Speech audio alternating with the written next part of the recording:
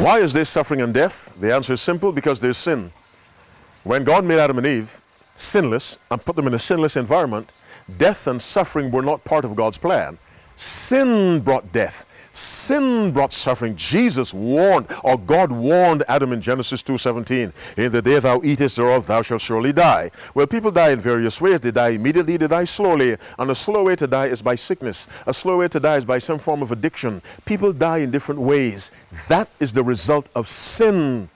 Sickness is the result of sin. It may not be the sin of the sick person, but somebody else's sin. Sin in the world is the reason for all the suffering. Is there a merciful God? Yes. That's why he sent Jesus Christ. And if people would follow God faithfully, they would be relieved from much of the suffering that goes on, because God is a compassionate God. But there's a power called Satan, and people determinedly serve Satan but want the blessings of God. It does not work. There's suffering, there's death, yes, because of sin. And who sinned? It was not God, it was the first man.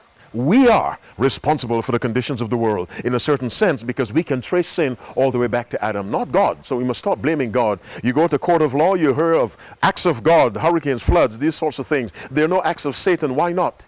God is a God of blessing. Satan is a God of war. Suffering and sin as a result, and death as a result of sin.